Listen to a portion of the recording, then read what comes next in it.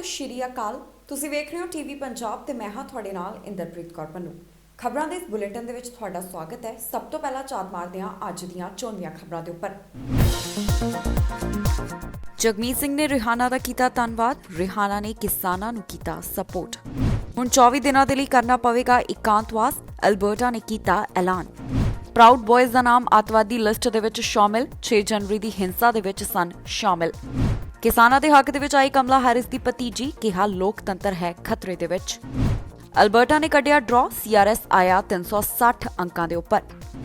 Quebec ਦੇ ਵਿੱਚ ਗੈਰ ਜ਼ਰੂਰੀ ਕੰਮਾਂ ਨੂੰ ਖੋਲ੍ਹਣ ਦੀ ਇਜਾਜ਼ਤ, ਪਰ ਕਰਫਿਊ ਰਹੇਗਾ ਜਾਰੀ। ਪੌਪ ਸਟਾਰ ਰਿਹਾਨਾ ਵੱਲੋਂ ਕਿਸਾਨਾਂ ਦੇ ਹੱਕ ਦੇ ਵਿੱਚ ਆਵਾਜ਼ ਚੁੱਕੀ ਗਈ। ਉਸਨੇ ਟਵਿੱਟਰ ਦੇ ਉੱਪਰ ਪੋਸਟ ਸਾਂਝੀ ਕੀਤੀ। ਇਸ ਦਾ ਧੰਨਵਾਦ NDP ਲੀਡਰ ਜਗਮੀਤ ਸਿੰਘ ਵੱਲੋਂ ਵੀ ਕੀਤਾ ਗਿਆ ਹੈ। ਜੋ ਕਦਮ ਰਿਹਾਨਾ ਵੱਲੋਂ ਚੁੱਕਿਆ ਗਿਆ ਕਿਸਾਨਾਂ ਦੇ ਵਾਸਤੇ, ਉਸ ਦਾ ਸ਼ੁਕਰੀਆ ਅਦਾ ਕਰਦੇ ਹੋਏ ਜਗਮੀਤ ਸਿੰਘ ਨਜ਼ਰ ਆਏ। ਦੱਸਦੀਏ ਕਿ ਜਗਮੀਤ ਸਿੰਘ ਲਗਾਤਾਰ ਕਿਸਾਨੀ ਹੱਕਾਂ ਦੇ ਲਈ ਆਪਣੀ ਆਵਾਜ਼ ਬੁਲੰਦ ਕਰਦੇ ਨਜ਼ਰ ਆਉਂਦੇ ਹਨ। ਸੋਸ਼ਲ ਮੀਡੀਆ ਦੇ ਉੱਪਰ ਆਏ ਦਿਨ ਉਹਨਾਂ ਵੱਲੋਂ ਕੋਈ ਵੀਡੀਓ ਤੇ ਪੋਸਟ ਸਾਂਝੀ ਕੀਤੀ ਜਾਂਦੀ ਹੈ, ਜਿਸ ਦੇ ਵਿੱਚ ਉਹ ਖੁੱਲ੍ਹ ਕੇ ਕਿਸਾਨਾਂ ਨੂੰ ਸਪੋਰਟ ਕਰਦੇ ਹਨ। ਭਾਰਤ ਦੇ ਕਿਸਾਨਾਂ ਨੂੰ ਹੁਣ ਇੰਟਰਨੈਸ਼ਨਲ ਲੈਵਲ ਦੇ ਉੱਪਰ ਵੀ ਲਗਾਤਾਰ ਸਪੋਰਟ ਮਿਲਣਾ ਸ਼ੁਰੂ ਹੋ ਗਿਆ ਹੈ। ਹਾਲ ਹੀ ਦੇ ਵਿੱਚ ਪੌਪ ਸਟਾਰ ਰਿਹਾਨਾ ਵੱਲੋਂ ਕਿਸਾਨਾਂ ਦੇ ਹੱਕ ਦੇ ਵਿੱਚ ਟਵੀਟ ਕੀਤਾ ਗਿਆ।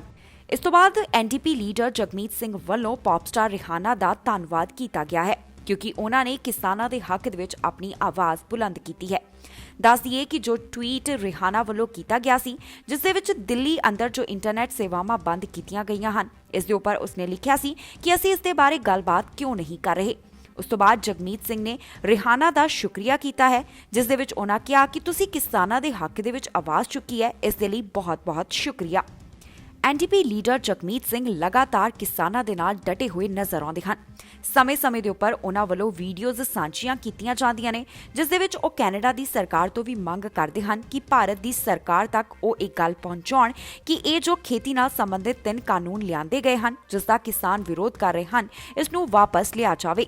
ਨਾਲ ਹੀ ਉਹਨਾਂ ਦੇ ਭਰਾ ਗੁਰਰਤਨ ਸਿੰਘ ਅਤੇ ਉਹਨਾਂ ਦੀ ਪਤਨੀ ਗੁਰਕਿਰਨ ਕੌਰ ਵੀ ਕਿਸਾਨਾਂ ਦੇ ਹੱਕ ਦੇ ਵਿੱਚ ਨਜ਼ਰ ਆਉਂਦੀ ਹੈ। ਉਹਨਾਂ ਨੂੰ ਸਪੋਰਟ ਕਰਦੇ ਪੋਸਟਾਂ ਸਾਂਝੀਆਂ ਕਰਦੇ ਰਹਿੰਦੇ ਨੇ। ਹੁਣ 24 ਦਿਨਾਂ ਦੇ ਲਈ ਕੁਆਰੰਟਾਈਨ ਕਰਨਾ ਪਵੇਗਾ। ਅਲਬਰਟਾ ਵੱਲੋਂ ਆਪਣੇ ਨਿਯਮਾਂ ਦੇ ਵਿੱਚ ਬਦਲਾਅ ਕੀਤਾ ਗਿਆ ਹੈ। 24 ਦਿਨਾਂ ਵਾਸਤੇ ਉਹਨਾਂ ਨੂੰ ਕੁਆਰੰਟਾਈਨ ਕਰਨਾ ਪਵੇਗਾ ਜੋ COVID-19 ਦਾ ਜੋ ਨਵਾਂ ਵੇਰੀਐਂਟ ਹੈ ਉਸ ਦੇ ਨਾਲ ਪੋਜ਼ਿਟਿਵ ਪਾਏ ਜਾਣਗੇ। ਦੱਸੀਏ ਕਿ ਕਈ ਜਿਹੜੇ ਨਿਯਮ ਨੇ ਉਹਨਾਂ ਦੇ ਵਿੱਚ ਤਬਦੀਲੀ ਕੀਤੀ ਜਾ ਰਹੀ ਹੈ, ਕਿਉਂਕਿ ਕਰੋਨਾ ਵਾਇਰਸ ਦਾ ਜੋ ਨਵਾਂ ਵੇਰੀਐਂਟ ਹੈ ਉਹ ਜ਼ਿਆਦਾ ਤੇਜ਼ੀ ਦੇ ਨਾਲ ਫੈਲਦਾ ਹੈ। ਸਿਹਤ ਮਾਹਿਰਾਂ ਦੀ ਚਿੰਤਾ ਵਧੀ ਹੈ। ਅਜਿਹੇ 'ਚ ਜੋ ਅਲਬਰਟਾ 'ਚ ਮਾਮਲੇ ਪਾਏ ਗਏ, ਉਸ ਤੋਂ ਬਾਅਦ ਇਹ ਫੈਸਲਾ ਕੀਤਾ ਗਿਆ ਕਿ ਜੇਕਰ ਕੋਈ ਕਰੋਨਾ ਦੇ ਨਵੇਂ ਰੂਪ ਦੇ ਨਾਲ ਪੋਜ਼ਿਟਿਵ ਪਾਇਆ ਜਾਂਦਾ ਹੈ ਤੇ ਉਸ ਨੂੰ 24 ਦਿਨਾਂ ਦੇ ਲਈ ਸੈਲਫ ਆਈਸੋਲੇਟ ਕਰਨਾ ਪਵੇਗਾ। ਹੁਣ 24 ਦਿਨਾਂ ਦਾ ਹੋਵੇਗਾ ਕੁਆਰੰਟਾਈਨ। ਇਹ ਕਿਹਾ ਗਿਆ ਹੈ ਟਾਪ ਡਾਕਟਰ ਦੇ ਵੱਲੋਂ। ਜੀ ਹਾਂ, ਇਹ 24 ਦਿਨਾਂ ਦਾ ਕੁਆਰੰਟਾਈਨ ਉਹਨਾਂ ਦੇ ਲਈ ਹੋਵੇਗਾ ਜੋ ਕੋਵਿਡ ਸਟ੍ਰੇਨ ਦੇ ਨਾਲ ਪੋਜ਼ਿਟਿਵ ਪਾਏ ਜਾਣਗੇ। ਕਰੋਨਾ ਦੇ ਨਵੇਂ ਰੂਪ ਦੇ ਨਾਲ ਅਲਬਰਟਾ ਵੱਲੋਂ ਆਪਣੇ ਸੈਲਫ ਆਈਸੋਲੇਸ਼ਨ ਦੇ ਨਿਯਮ ਬਦਲੇ ਗਏ ਹਨ। ਪ੍ਰੋਵਿੰਸ ਦੀ ਟਾਪ ਡਾਕਟਰ ਨੇ ਕਿਹਾ ਕਿ ਕੁਝ ਕੇਸਾਂ ਦੇ ਵਿੱਚ ਲੋਕਾਂ ਨੂੰ 24 ਦਿਨਾਂ ਦੇ ਲਈ ਕੁਆਰੰਟਾਈਨ ਕਰਨਾ ਪਵੇਗਾ। ਪ੍ਰੋਵਿੰਸ ਦੇ ਵਿੱਚ ਹੁਣ ਤੱਕ 50 ਕੇਸ UK ਕਰੋਨਾ ਵੇਰੀਐਂਟ ਦੇ ਨਾਲ ਸੰਬੰਧਿਤ ਸਾਹਮਣੇ ਆਏ ਅਤੇ 7 ਸਾਊਥ ਅਫਰੀਕਨ ਵੇਰੀਐਂਟ ਦੇ ਨਾਲ ਸੰਬੰਧਿਤ ਪਾਏ ਗਏ ਹਨ। ਇਹ ਸਾਰੇ ਵਿਅਕਤੀ ਜੋ ਪੋਜ਼ਿਟਿਵ ਪਾਏ ਗਏ ਨੇ ਕਰੋਨਾ ਦੇ ਇਸ ਨਵੇਂ ਰੂਪ ਦੇ ਨਾਲ, ਉਹਨਾਂ ਦੀ ਟਰੈਵਲ ਹਿਸਟਰੀ ਹੈ ਅਤੇ 6 ਅਜਿਹੇ ਕੇਸ ਹਨ ਜੋ ਉਹਨਾਂ ਵਿਅਕਤੀਆਂ ਦੇ ਸੰਪਰਕ ਦੇ ਵਿੱਚ ਆਏ ਜੋ ਟਰੈਵਲ ਕਰਕੇ ਵਾਪਸ ਪਰਤੇ ਸਨ। ਦੱਸੀਏ ਕਿ COVID-19 ਦਾ ਜੋ ਨਵਾਂ ਵੇਰੀਐਂਟ ਮਿਲਿਆ ਹੈ, ਉਸ ਤੋਂ ਬਾਅਦ ਕਈ ਨਿਯਮਾਂ ਦੇ ਵਿੱਚ ਬਦਲਾਅ ਕੀਤਾ ਗਿਆ ਹੈ। ਇਸ ਦੇ ਨਾਲ ਹੀ ਕੈਨੇਡਾ ਦੇ ਵਿੱਚ ਹੁਣ ਹਰ 에ਅਰਪੋਰਟ ਦੇ ਉੱਤੇ ਆਉਣ ਵਾਲੇ ਯਾਤਰੀ ਨੂੰ ਆਪਣਾ ਕਰੋਨਾ ਟੈਸਟ ਨੈਗੇਟਿਵ ਦਿਖਾਉਣਾ ਪੈਂਦਾ ਹੈ, ਜੋ ਕਿ PCR ਟੈਸਟ ਹੋਣਾ ਲਾਜ਼ਮੀ ਹੈ। ਹੋਰ ਵੀ ਪ੍ਰੋਵਿੰਸਸ ਵੱਲੋਂ ਆਪਣੇ ਨਿਯਮਾਂ ਦੇ ਵਿੱਚ ਤਬਦੀਲੀ ਕੀਤੀ ਗਈ ਹੈ, ਕਿਉਂਕਿ ਓਨਟਾਰੀਓ ਨੇ ਵੀ ਫੈਸਲਾ ਲਿਆ ਹੈ ਕਿ ਆਉਣ ਵਾਲੇ ਹਰ ਯਾਤਰੀ ਨੂੰ ਆਪਣਾ ਕਰੋਨਾ ਨੈਗੇਟਿਵ ਟੈਸਟ ਦਿਖਾਉਣਾ ਪਵੇਗਾ। ਅਲਬਰਟਾ ਵੱਲੋਂ ਵੀ ਆਪਣੇ ਨਿਯਮਾਂ ਦੇ ਵਿੱਚ ਹੁਣ ਬਦਲਾਅ ਕੀਤਾ ਗਿਆ, ਜਿਸ ਦੇ ਵਿੱਚ ਉਹਨਾਂ ਕਿਹਾ ਕਿ ਜੋ ਵੀ ਨਵੇਂ ਵੇਰੀਐਂਟ ਦੇ ਨਾਲ ਪੋਜ਼ਿਟਿਵ ਵਿਅਕਤੀ ਪਾਇਆ ਜਾਵੇਗਾ, ਉਸ ਨੂੰ 24 ਦਿਨਾਂ ਦੇ ਲਈ ਕੁਆਰੰਟਾਈਨ ਕਰਨਾ ਪਵੇਗਾ। ਕਿਊਬੈਕ ਵੱਲੋਂ ਐਲਾਨ ਕੀਤਾ ਗਿਆ ਸੀ ਕਿ ਫਰਵਰੀ 8 ਤੋਂ ਕੁਝ ਚੀਜ਼ਾਂ ਖੋਲ੍ਹਣ ਦੀ ਇਜਾਜ਼ਤ ਹੋਵੇਗੀ। ਅਜਿਹੇ ਦੇ ਵਿੱਚ ਪ੍ਰੀਮੀਅਰ ਨੇ ਹੁਣ ਜਾਣਕਾਰੀ ਦਿੱਤੀ ਹੈ ਕਿ 8 ਫਰਵਰੀ ਤੋਂ ਜੋ ਢਿੱਲ ਦਿੱਤੀ ਜਾ ਰਹੀ ਹੈ, ਉਸ ਦੇ ਤਹਿਤ ਰੈਸਟੋਰੈਂਟ ਤੇ ਹੋਰ ਵੀ ਕਈ ਚੀਜ਼ਾਂ ਨੂੰ ਖੋਲ੍ਹਿਆ ਜਾ ਸਕਦਾ ਹੈ, ਪਰ ਫਿਰ ਵੀ ਕਰਫਿਊ ਜਿਹੜਾ ਹੈ ਉਹ ਇੱਥੇ ਜਾਰੀ ਰਹੇਗਾ। ਨਾਨ ਐਸੈਂਸ਼ੀਅਲ ਬਿਜ਼ਨੈਸਿਸ ਨੂੰ ਖੋਲ੍ਹਣ ਦੀ ਪਰਮਿਸ਼ਨ ਮਿਲ ਗਈ ਹੈ।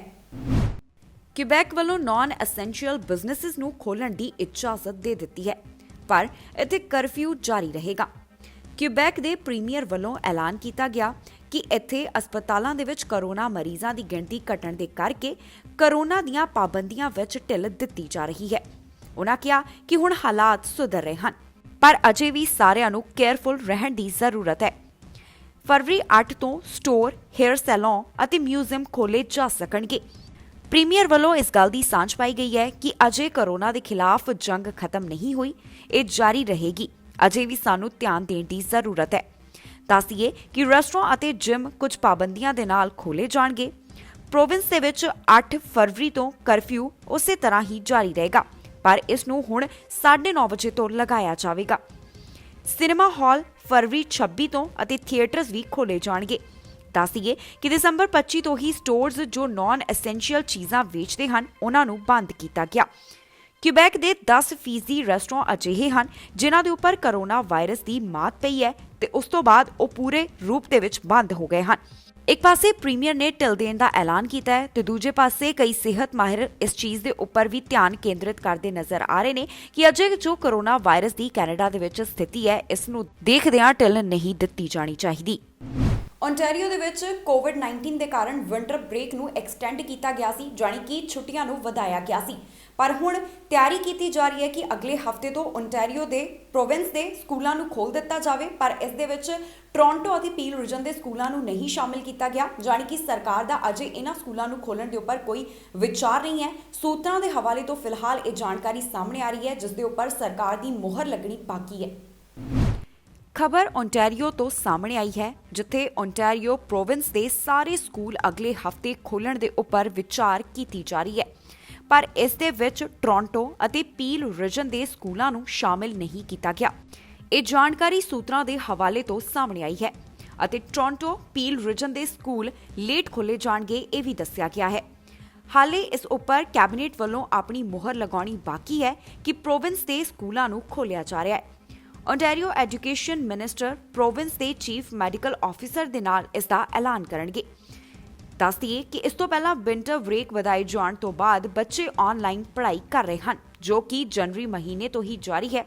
ਇਸ ਹਫ਼ਤੇ ਸਕੂਲਾਂ ਦੀ ਸੇਫਟੀ ਦੇ ਲਈ ਫੈਡਰਲ ਫੰਡਿੰਗ ਨੂੰ ਇਸਤੇਮਾਲ ਕੀਤਾ ਜਾਵੇਗਾ, ਇਹ ਜਾਣਕਾਰੀ ਦਿੱਤੀ ਗਈ ਸੀ।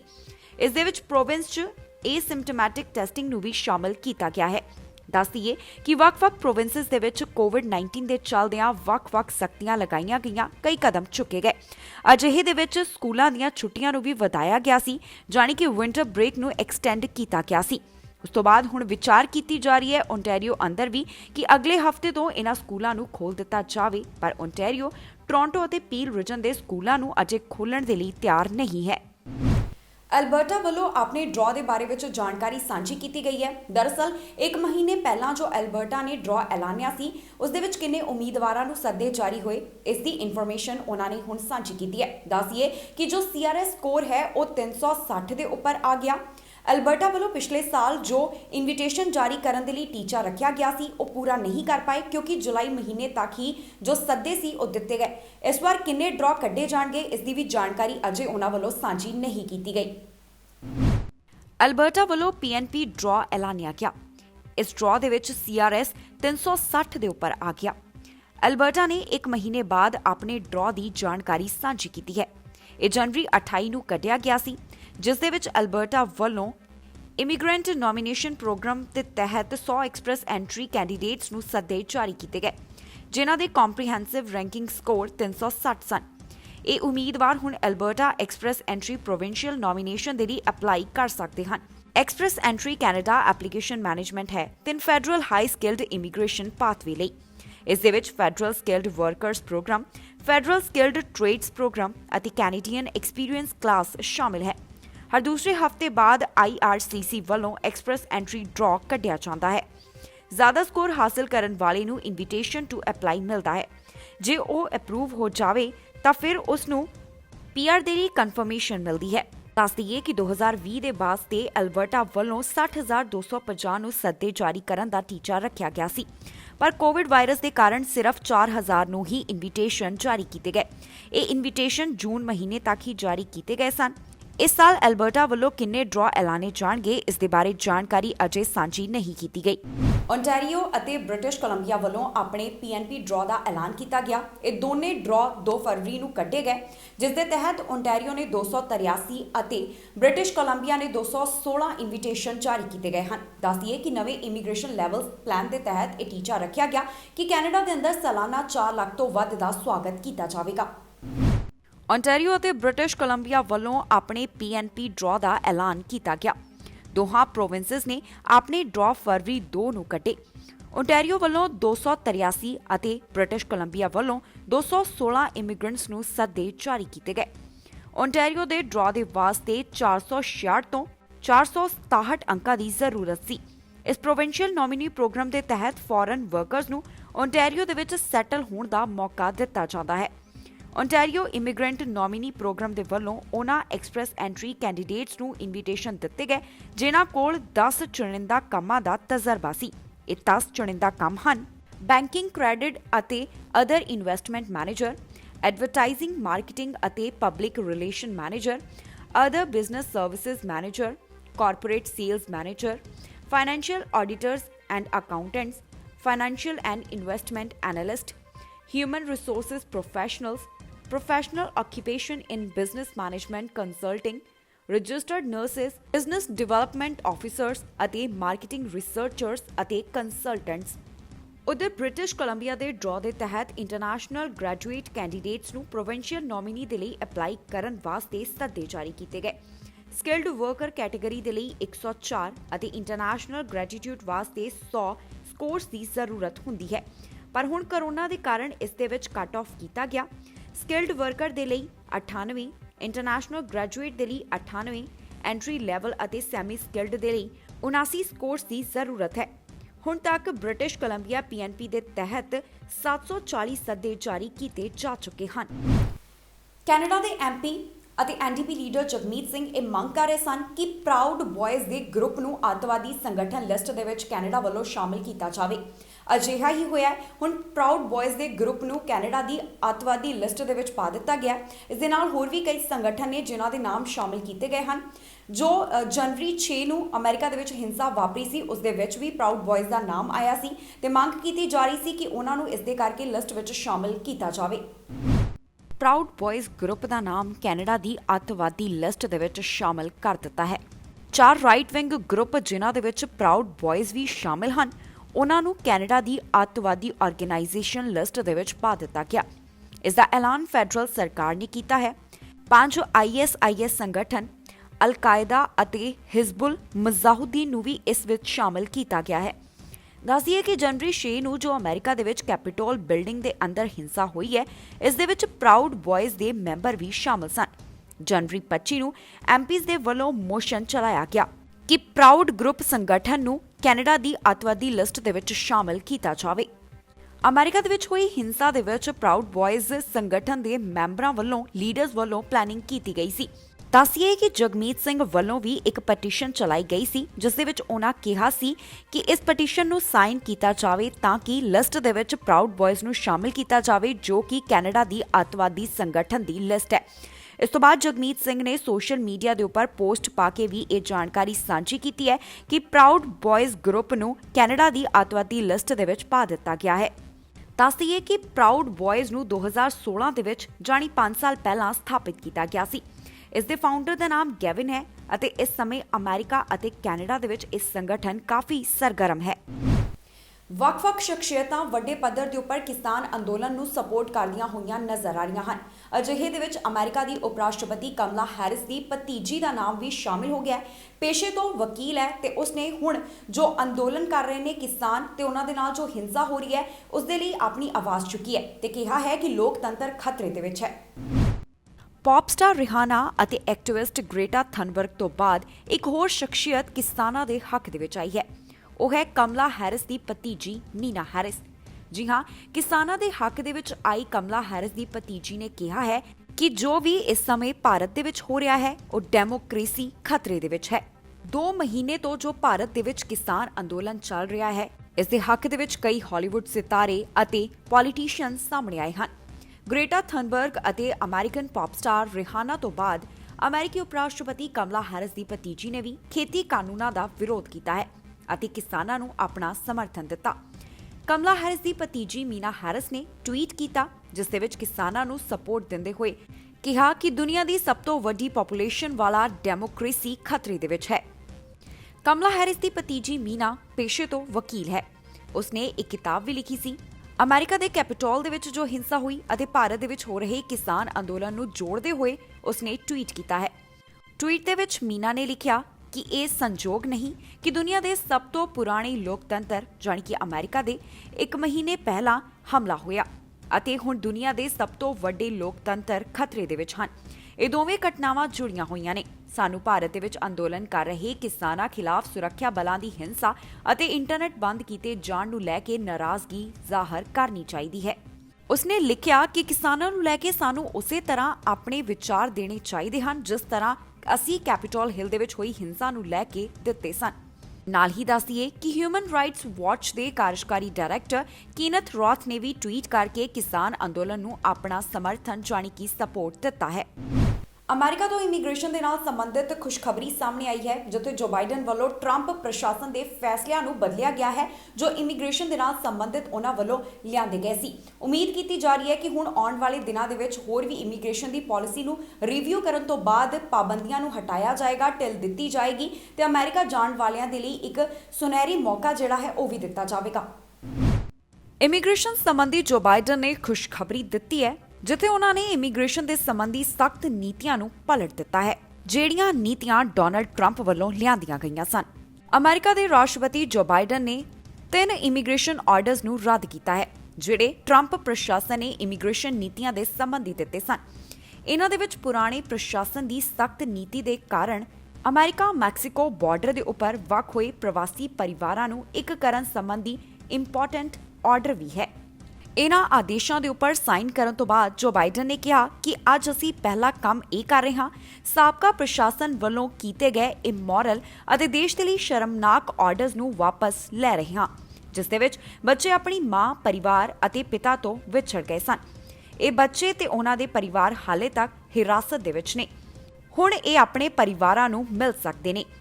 ਦੂਜਾ ਆਰਡਰ ਉਹ ਹੈ ਜੋ ਸਾਊਦਰਨ ਬਾਰਡਰ ਤੋਂ ਇਮੀਗ੍ਰੇਸ਼ਨ ਦਾ ਹੈ ਅਤੇ ਤੀਸਰਾ ਆਦੇਸ਼ ਟਰੰਪ ਪ੍ਰਸ਼ਾਸਨ ਦੀ ਪੂਰੀ ਇਮੀਗ੍ਰੇਸ਼ਨ ਪਾਲਿਸੀ ਨੂੰ ਰਿਵਿਊ ਕਰਨ ਦਾ ਹੈ। ਬਾਈਡਨ ਨੇ ਇਮੀਗ੍ਰੈਂਟਸ ਦੇ ਸੰਬੰਧੀ ਕਿਹਾ ਕਿ ਉਹ ਅਤੇ ਉਹਨਾਂ ਦੇ ਬੱਚੇ ਸਾਡੀ ਆਰਥਿਕ ਵਿਵਸਥਾ ਦੇ ਲਈ ਇੰਪੋਰਟੈਂਟ ਹਨ। ਇਹ ਸਾਰੇ ਸਾਡੀ ਇਕਨੋਮੀ ਨੂੰ ਅੱਗੇ ਵਧਾਉਣ ਦੇ ਵਿੱਚ ਮਦਦ ਕਰ ਰਹੇ ਹਨ। ਇਸ ਤੋਂ ਬਾਅਦ ਉਮੀਦ ਕੀਤੀ ਜਾ ਰਹੀ ਹੈ ਕਿ ਆਉਣ ਵਾਲੇ ਸਮੇਂ ਦੇ ਵਿੱਚ ਇਮੀਗ੍ਰੇਸ਼ਨ ਦੇ ਨਾਲ ਸੰਬੰਧਿਤ ਹੋਰ ਵੀ ਨਿਯਮਾਂ ਨੂੰ ਸੁਖਾਲਾ ਜਾਣੀ ਕਿ ਈਜ਼ੀ ਕੀਤਾ ਜਾਵੇਗਾ। ਜੋ ਬਾਈਡਨ ਹੋਰ ਵੀ ਇਮੀਗ੍ਰੇਸ਼ਨ ਦੇ ਨਾਲ ਸੰਬੰਧਿਤ ਪਾਬੰਦੀਆਂ ਦੇ ਵਿੱਚ ਰਾਹਤ ਦੇ ਸਕਦੇ ਹਨ।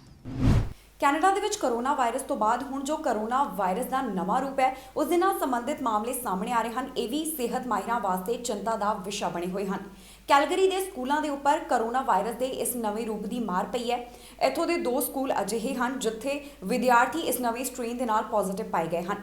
ਇਹਨਾਂ ਵਿਦਿਆਰਥੀਆਂ ਦੇ ਅਤੇ ਸਕੂਲ ਦਾ ਨਾਮ ਅਜੇ ਤੱਕ ਜਨਤਕ ਨਹੀਂ ਕੀਤਾ ਗਿਆ। ਕੈਨੇਡਾ ਦੇ ਵਿੱਚ ਲਗਾਤਾਰ ਕਰੋਨਾ ਵਾਇਰਸ ਦੇ ਮਾਮਲੇ ਸਾਹਮਣੇ ਆ ਰਹੇ ਹਨ। ਅਜਿਹੇ ਵਿੱਚ ਕਈ ਪ੍ਰੋਵਿੰਸ ਅਜਿਹੇ ਨੇ ਜਿੱਥੋਂ ਸਕੂਲਾਂ ਦੇ ਵਿਦਿਆਰਥੀਆਂ ਦੇ ਨਾਲ ਜੁੜੇ ਹੋਏ ਮਾਮਲੇ ਵੀ ਸਾਹਮਣੇ ਆਏ। ਅਜਿਹਾ ਹੀ ਕੈਲਗਰੀ ਦੇ ਵਿੱਚ ਵੀ ਹੋਇਆ, ਜਿੱਥੇ 2 ਸਕੂਲਾਂ ਦੇ ਵਿਦਿਆਰਥੀ ਕਰੋਨਾ ਦਾ ਸ਼ਿਕਾਰ ਹੋਏ ਹਨ। ਇਸ ਦੇ ਨਾਲ ਹੁਣ ਸਿਹਤ ਮਾਹਿਰਾਂ ਦੀ ਚਿੰਤਾ ਵੱਧ ਗਈ ਹੈ। ਕਰੋਨਾ ਮਾਮਲਿਆਂ ਦੇ ਨਾਲ ਹੀ ਕੈਨੇਡਾ ਦੇ ਵਿੱਚ ਨਵੇਂ ਸਟ੍ਰੇਨ ਦੇ ਮਾਮਲਿਆਂ ਦੀ ਵੀ ਪੁਸ਼ਟੀ ਹੋ ਰਹੀ ਹੈ। ਕੈਲਗਰੀ ਦੇ 2 ਸਕੂਲਸ ਦੇ ਵਿੱਚ ਵਿਦਿਆਰਥੀ ਇਸ ਨਵੇਂ ਸਟ੍ਰੇਨ ਦੇ ਸ਼ਿਕਾਰ ਹੋਏ ਹਨ। ਇਸ ਤੋਂ ਮਗਰੋਂ ਸਕੂਲ ਦੇ ਵਿਦਿਆਰਥੀ ਅਤੇ ਅਧਿਆਪਕਾਂ ਨੂੰ ਕੁਆਰੰਟਾਈਨ ਕਰ ਦਿੱਤਾ ਗਿਆ ਹੈ। ਅਲਬਰਟਾ ਦੇ ਮੁੱਖ ਸਿਹਤ ਅਧਿਕਾਰੀ ਡਾਕਟਰ ਡੀਨਾ ਨੇ ਦੱਸਿਆ ਕਿ ਕਰੋਨਾ ਵਾਇਰਸ ਦੇ ਕਾਰਨ ਪਹਿਲਾਂ ਹੀ ਕਾਫੀ ਡਰ ਦਾ ਮਾਹੌਲ ਸੀ, ਪਰ ਹੁਣ ਨਵੇਂ ਸਟ੍ਰੇਨ ਨੇ ਚਿੰਤਾ ਹੋਰ ਵੀ ਵਧਾ ਦਿੱਤੀ ਹੈ। ਦੱਸਿਆ ਜਾ ਰਿਹਾ ਹੈ ਕਿ ਜੋ ਇਸ ਵਾਇਰਸ ਦੇ ਨਵੇਂ ਸਟ੍ਰੇਨ ਦਾ ਸ਼ਿਕਾਰ ਹੋਏ, ਇਹ ਦੋਵੇਂ ਵਿਦਿਆਰਥੀ ਟਰੈਵਲ ਕਰਕੇ ਆਏ ਹੋਏ ਸਨ, ਜਾਣੀ ਕਿ ਇਹਨਾਂ ਦੋਹਾਂ ਦੀ ਟਰੈਵਲ ਹਿਸਟਰੀ ਹੈ। ਅਜੇ ਤੱਕ ਨਾ ਤਾਂ ਵਿਦਿਆਰਥੀਆਂ ਦੀ ਪਹਿਚਾਣ ਦੱਸੀ ਗਈ ਹੈ ਤੇ ਨਾ ਹੀ ਸਕੂਲਾਂ ਦਾ ਨਾਮ ਸਾਂਝਾ ਕੀਤਾ ਗਿਆ। ਸਕੂਲ ਨੇ ਦੱਸਿਆ ਕਿ ਵਿਦਿਆਰਥੀ ਬਿਮਾਰ ਹੋਣ ਦੇ ਬਾਵਜੂਦ ਸਕੂਲ ਆਏ ਸਨ। ਅਧਿਆਪਕ ਵੀ ਵਾਇਰਸ ਦੇ ਤੇਜ਼ੀ ਦੇ ਨਾਲ ਫੈਲਣ ਸੰਬੰਧੀ ਚਿੰਤਾ ਦੇ ਵਿੱਚ ਨੇ। ਦੱਸੀਏ ਕਿ ਕੋਵਿਡ ਦਾ ਜੋ ਨਵਾਂ ਸਟ੍ਰੇਨ ਹੈ ਉਹ ਤੇਜ਼ੀ ਦੇ ਨਾਲ ਫੈਲਦਾ ਹੈ ਅਤੇ ਇਹ ਟੀਚਰਸ ਲਈ ਵੀ ਚਿੰਤਾ ਦਾ ਵਿਸ਼ਾ ਬਣ ਗਿਆ। ਇਸ ਤੋਂ ਬਾਅਦ ਹੁਣ ਮੰਗ ਕੀਤੀ ਜਾ ਰਹੀ ਹੈ ਕਿ ਸੂਬੇ ਦੇ ਵਿੱਚ ਫਿਲਹਾਲ ਕਰੋਨਾ ਪਾਬੰਦੀਆਂ ਨੂੰ ਸਖਤ ਕਰ ਦਿੱਤਾ ਜਾਵੇ ਤਾਂ ਕਿ ਨਵੇਂ ਸਟ੍ਰੇਨ ਦੇ ਮਾਮਲਿਆਂ ਦੇ ਉੱਪਰ ਕਾਬੂ ਪਾਇਆ ਜਾ ਸਕੇ ਜੋ ਕਿ ਕਰੋਨਾ ਵਾਇਰਸ ਦੇ ਮੁਕਾਬਲੇ ਤੇਜ਼ੀ ਦੇ ਨਾਲ ਫੈਲਦੇ ਹਨ। ਅਮਰੀਕਾ ਦੇ ਇੱਕ ਸੂਬੇ ਨੇ ਫੈਸਲਾ ਕੀਤਾ ਹੈ ਕਿ ਜੇਕਰ ਕਿਸੇ ਤੋਂ ਕੋਕੇਨ ਜਾਂ ਹੈਰੋਇਨ ਫੜੀ ਜਾਂਦੀ ਹੈ ਉਸ ਵਿਅਕਤੀ ਨੂੰ ਜੇਲ੍ਹ ਨਹੀਂ ਹੋਵੇਗੀ ਪਰ ਇਸ ਦੇ ਵਾਸਤੇ ਉਸ ਨੂੰ ਜੁਰਮਾਨਾ ਲਗਾਇਆ ਜਾਵੇਗਾ। ਇਹ ਫੈਸਲਾ ਓਰੇਗਨ ਵੱਲੋਂ ਕੀਤਾ ਗਿਆ ਹੈ। ਕਈ ਲੋਕ ਇਸ ਦੇ ਹੱਕ ਦੇ ਵਿੱਚ ਤੇ ਕਈ ਇਸ ਦੇ ਵਿਰੋਧ ਦੇ ਵਿੱਚ ਨਜ਼ਰ ਆ ਰਹੇ ਹਨ। ਇੱਕ ਪਾਸੇ ਕਿਹਾ ਜਾ ਰਿਹਾ ਹੈ ਕਿ ਇਸ ਫੈਸਲੇ ਦੇ ਨਾਲ ਡਰੱਗਸ ਨੂੰ ਅੱਗੇ ਵਧਾਵਾ ਮਿਲੇਗਾ, ਜ਼ਿਆਦਾ ਲੋਕ ਇਸ ਦਾ ਇਸਤੇਮਾਲ ਇਸ ਦੀ ਵਰਤੋਂ ਕਰਨ ਲੱਗਣਗੇ ਤੇ ਦੂਜੇ ਪਾਸੇ ਇਸ ਨੂੰ ਇੱਕ ਚੰਗਾ ਕਦਮ ਵੀ ਦੱਸਿਆ ਗਿਆ ਹੈ ਕਿਉਂਕਿ ਜੋ ਵਿਅਕਤੀ ਇਸ ਦੇ ਨਾਲ ਫੜਿਆ ਜਾਂਦਾ ਹੈ ਉਸ ਦਾ ਕ੍ਰਿਮੀਨਲ ਰਿਕਾਰਡ ਬਣ ਜਾਂਦਾ ਹੈ। ਅਮਰੀਕਾ ਦੇ ਇੱਕ ਸੂਬੇ ਤੋਂ ਅਜਿਹਾ ਮਾਮਲਾ ਸਾਹਮਣੇ ਆਇਆ ਜਿਸ ਦੇ ਵਿੱਚ ਕੋਕੀਨ ਹੈਰੋਇਨ ਸਣੇ ਫੜੇ ਜਾਣ ਦੇ ਉੱਪਰ ਜੇਲ੍ਹ ਨਹੀਂ ਹੋਵੇਗੀ। ਅਮਰੀਕਾ ਦੇ ਵਿੱਚ ਪਹਿਲੀ ਵਾਰ ਅਜਿਹਾ ਹੋਇਆ ਹੈ ਕਿ ਇੱਕ ਸੂਬੇ ਨੇ ਹੈਰੋਇਨ ਕੋਕੀਨ ਵਰਗੇ ਡਰੱਗਸ ਰੱਖਣ ਨੂੰ ਅਪਰਾਧ ਜਾਣੀ ਕਿ ਕ੍ਰਾਈਮ ਦੀ ਕੈਟਾਗਰੀ ਤੋਂ ਬਾਹਰ ਕਰ ਦਿੱਤਾ ਹੈ। ਸੂਬੇ ਨੇ ਇੱਕ ਕਦਮ ਚੁੱਕਿਆ ਹੈ, ਉਸ ਦਾ ਨਾਮ ਹੈ ਓਰੇਗਨ। ਓਰੇਗਨ ਸੂਬੇ ਦੇ ਵਿੱਚ ਕਿਸੇ ਵਿਅਕਤੀ ਦੇ ਕੋਲ ਸੀਮਤ ਮਾਤਰਾ ਦੇ ਵਿੱਚ ਹੈਰੋਇਨ ਕੋਕੇਨ ਵਰਗੇ ਨਸ਼ੀਲੇ ਪਦਾਰਥ ਮਿਲਣ ਦੇ ਉੱਪਰ ਪੁਲਿਸ ਉਸ ਨੂੰ ਹਿਰਾਸਤ ਦੇ ਵਿੱਚ ਨਹੀਂ ਲਵੇਗੀ ਪਰ ਜੁਰਮਾਨਾ ਲੱਗ ਸਕਦਾ ਹੈ। ਅਮਰੀਕਾ ਦੇ ਇਸ ਸੂਬੇ ਦੇ ਵਿੱਚ ਇਹ ਕਾਨੂੰਨ ਲਾਗੂ ਕਰ ਦਿੱਤਾ ਗਿਆ ਹੈ।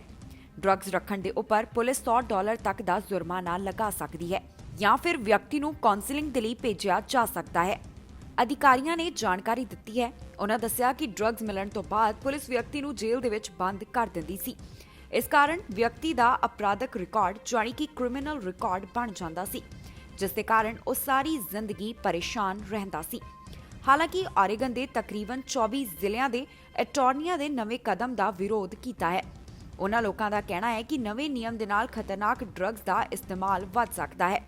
ਇਹ ਜੋ ਕਦਮ ਹੁਣ ਇਸ ਸੂਬੇ ਵੱਲੋਂ ਚੁੱਕਿਆ ਗਿਆ ਹੈ, ਕੁਝ ਲੋਕ ਇਸ ਦੇ ਹੱਕ ਦੇ ਵਿੱਚ ਤੇ ਕੁਝ ਲੋਕ ਇਸ ਦੇ ਵਿਰੋਧ ਦੇ ਵਿੱਚ ਨਜ਼ਰ ਆ ਰਹੇ ਹਨ ਪਰ ਸੂਬੇ ਨੇ ਇਹ ਕਦਮ ਚੁੱਕਦਿਆਂ ਹੁਣ ਕਾਨੂੰਨ ਨੂੰ ਲਾਗੂ ਕਰ ਦਿੱਤਾ ਹੈ। ਇੰਨਾ ਹੀ ਨਹੀਂ, ਕਈ ਲੋਕ ਤਾਂ ਇਸ ਨੂੰ ਕ੍ਰਾਂਤੀਕਾਰੀ ਇਤਿਹਾਸਿਕ ਪਲ ਦੱਸਦੇ ਹੋਏ ਵੀ ਨਜ਼ਰ ਆ ਰਹੇ ਹਨ। ਇਸ ਖਬਰ ਦੇ ਵਿੱਚ ਜਾਣਕਾਰੀ ਤੁਹਾਡੇ ਨਾਲ ਸਾਂਝੀ ਕਰਾਂਗੇ ਕਿ ਕੈਨੇਡਾ ਦੇ ਕਿਸ ਹਿੱਸੇ ਤੋਂ ਕਿੰਨੇ ਕਰੋਨਾ ਵਾਇਰਸ ਦੇ ਮਾਮਲਿਆਂ ਦੀ ਪੁਸ਼ਟੀ ਹੋਈ ਹੈ। ਨਾਲ ਹੀ ਦੱਸਾਂਗੇ ਕਿ ਇਸ ਸਮੇਂ ਕੈਨੇਡਾ ਦੇ ਵਿੱਚ ਕੋਵਿਡ-19 ਦੇ ਮੌਜੂਦਾ ਹਾਲਾਤ ਕੀ ਨੇ, ਜਾਣੀ ਕਿ ਕੀ ਹੈ ਕੇਸਿਸ ਓਵਰਵਿਊ। 24 ਘੰਟਿਆਂ ਦੌਰਾਨ ਓਨਟਾਰੀਓ ਤੋਂ 1172 ਮਾਮਲੇ ਕਰੋਨਾ ਦੇ ਸਾਹਮਣੇ ਆਏ ਅਤੇ 67 ਲੋਕਾਂ ਦੀ ਇਸ ਵਾਇਰਸ ਦੇ ਕਾਰਨ ਜਾਨ ਚਲੀ ਗਈ। ਹੁਣ ਤੱਕ ਪ੍ਰੋਵਿੰਸ ਦੇ ਵਿੱਚ 2,72,097 ਦੇ ਕਰੀਬ ਕਰੋਨਾ ਦੇ ਮਰੀਜ਼ ਸਾਹਮਣੇ ਆ ਚੁੱਕੇ ਹਨ। ਟੋਰਾਂਟੋ ਤੋਂ 444, ਪੀਲ ਰੀਜਨ ਤੋਂ 199, ਯਾਰਕ ਰੀਜਨ ਤੋਂ 110 ਮਾਮਲਿਆਂ ਦੀ ਪੁਸ਼ਟੀ ਹੋਈ ਹੈ। 24 ਘੰਟੇ ਦੌਰਾਨ ਹੋਈਆਂ ਮੌਤਾਂ ਤੋਂ ਬਾਅਦ ਮੌਤਾਂ ਦਾ ਅੰਕੜਾ ਕੁੱਲ ਪ੍ਰੋਵਿੰਸ ਦੇ ਵਿੱਚ 6,305 ਹੋ ਗਿਆ ਹੈ। ਯੂਕੇ ਵੇਰੀਐਂਟ ਦੇ ਨਾਲ ਸੰਬੰਧਿਤ 106 ਮਾਮਲੇ ਹਨ ਅਤੇ ਸਾਊਥ ਅਫਰੀਕਾ ਦੇ ਵੇਰੀਐਂਟ ਦੇ ਨਾਲ ਸੰਬੰਧਿਤ ਇੱਕ ਮਾਮਲਾ ਇੱਥੇ ਪਾਇਆ ਗਿਆ ਹੈ। 16,881 ਦੇ ਕਰੀਬ ਇੱਥੇ ਐਕਟਿਵ ਮਾਮਲੇ ਹਨ। ਹਸਪਤਾਲ ਦੇ ਵਿੱਚ ਮਰੀਜ਼ਾਂ ਦੀ ਗਿਣਤੀ 1,066 ਦੇ ਕਰੀਬ ਹੈ ਜਿਨ੍ਹਾਂ ਵਿੱਚੋਂ 336 ਪੇਸ਼ੈਂਟ ਇੰਟੈਂਸਿਵ ਕੇਅਰ ਅਧੀਨ ਹਨ ਅਤੇ 254 ਆਈਸੀਯੂ ਦੇ ਵਿੱਚ ਵੈਂਟੀਲੇਟਰ ਦੇ ਉੱਪਰ ਨੇ। ਕਿਊਬੈਕ ਦੇ ਵਿੱਚ 1,053 ਮਾਮਲੇ ਸਾਹਮਣੇ ਆਏ ਅਤੇ 37 ਮੌਤਾਂ ਇੱਥੇ ਦਰਜ ਕੀਤੀਆਂ ਗਈਆਂ। ਮੈਨੀਟੋਬਾ ਦੇ ਵਿੱਚ ਕਰੋਨਾ ਵਾਇਰਸ ਦੇ ਕਾਰਨ 3 ਮੌਤਾਂ ਦੇ ਨਾਲ 126 ਕਰੋਨਾ ਮਾਮਲਿਆਂ ਦੀ ਪੁਸ਼ਟੀ ਹੋਈ ਹੈ। ਇੱਥੇ 3,358 ਐਕਟਿਵ ਮਾਮਲੇ ਹਨ। ਹਸਪਤਾਲ ਦੇ ਵਿੱਚ 260 ਮਰੀਜ਼ ਹਨ ਜਿਨ੍ਹਾਂ ਵਿੱਚੋਂ 34 ਇੰਟੈਂਸਿਵ ਕੇਅਰ ਅਧੀਨ ਨੇ। ਕੈਨੇਡਾ ਦੇ ਵਿੱਚ ਹੁਣ ਤੱਕ 7,99,000 ਦੇ ਕਰੀਬ ਕੁੱਲ ਮਾਮਲੇ ਸਾਹਮਣੇ ਆ ਚੁੱਕੇ ਹਨ। 20,317 ਦੇ ਕਰੀਬ ਲੋਕਾਂ ਦੀ ਵਾਇਰਸ ਦੇ ਕਾਰਨ ਜਾਨ ਗਈ ਹੈ। ਰਿਕਵਰਡ ਕੇਸਿਸ ਦੀ ਗੱਲ ਕਰੀਏ ਤਾਂ ਕੈਨੇਡਾ ਦੇ ਅੰਦਰ 7,20,000 ਦੇ ਕਰੀਬ ਨੇ। ਇਸ ਦੇ ਨਾਲ ਹੀ ਜਾਂਦੇ ਇੱਕ ਵਾਰ ਫਿਰ ਤੋਂ ਝਾਤ ਮਾਰਦੇ ਹਾਂ ਅੱਜ ਦੀਆਂ ਝੋਣਵੀਆਂ ਖਬਰਾਂ ਦੇ ਉੱਪਰ। ਜਗਮੀਤ ਸਿੰਘ ਨੇ ਰਿਹਾਨਾ ਦਾ ਕੀਤਾ ਧੰਨਵਾਦ, ਰਿਹਾਨਾ ਨੇ ਕਿਸਾਨਾਂ ਨੂੰ ਕੀਤਾ ਸਪੋਰਟ। ਹੁਣ 24 ਦਿਨਾਂ ਦੇ ਲਈ ਕਰਨਾ ਪਵੇਗਾ ਇਕਾਂਤਵਾਸ, ਅਲਬਰਟਾ ਨੇ ਕੀਤਾ ਐਲਾਨ। ਪ੍ਰਾਊਡ ਬॉयਜ਼ ਦਾ ਨਾਮ ਅੱਤਵਾਦੀ ਲਿਸਟ ਦੇ ਵਿੱਚ ਸ਼ਾਮਿਲ, 6 ਜਨਵਰੀ ਦੀ ਹਿੰਸਾ ਦੇ ਵਿੱਚ ਸਨ ਸ਼ਾਮਿਲ। ਕਿਸਾਨਾਂ ਦੇ ਹੱਕ ਦੇ ਵਿੱਚ ਆਈ ਕਮਲਾ ਹੈਰਿਸ ਦੀ ਭਤੀਜੀ, ਕਿਹਾ ਲੋਕਤੰਤਰ ਹੈ ਖਤਰੇ ਦੇ ਵਿੱਚ। ਅਲਬਰਟਾ ਨੇ ਕੱਢਿਆ ਡਰਾਅ, ਸੀਆਰਐਸ ਆਇਆ 360 ਅੰਕਾਂ ਦੇ ਉੱਪਰ। ਕਿਊਬੈਕ ਦੇ ਵਿੱਚ ਗੈਰ ਜ਼ਰੂਰੀ ਕੰਮਾਂ ਨੂੰ ਖੋਲ੍ਹਣ ਦੀ ਇਜਾਜ਼ਤ ਪਰ ਕਰਫਿਊ ਰਹੇਗਾ ਜਾਰੀ। ਖਬਰਾਂ ਦੇ ਇਸ ਬੁਲੇਟਿਨ ਦੇ ਵਿੱਚ ਇੰਨਾ ਹੀ। ਨਵੀਆਂ ਤੇ ਤਾਜ਼ੀਆਂ ਖਬਰਾਂ ਲੈ ਕੇ ਫਿਰ ਤੋਂ ਹਾਜ਼ਰ ਹੋਵਾਂਗੇ। ਫਿਲਹਾਲ ਮੈਨੂੰ ਇੰਦਰਪ੍ਰੀਤ ਕੌਰ ਪੰਨੂ ਨੂੰ ਦਿਓ ਇਜਾਜ਼ਤ ਤੇ ਤੁਸੀਂ ਵੇਖਦੇ ਰਹੋ ਟੀਵੀ ਪੰਜਾਬ।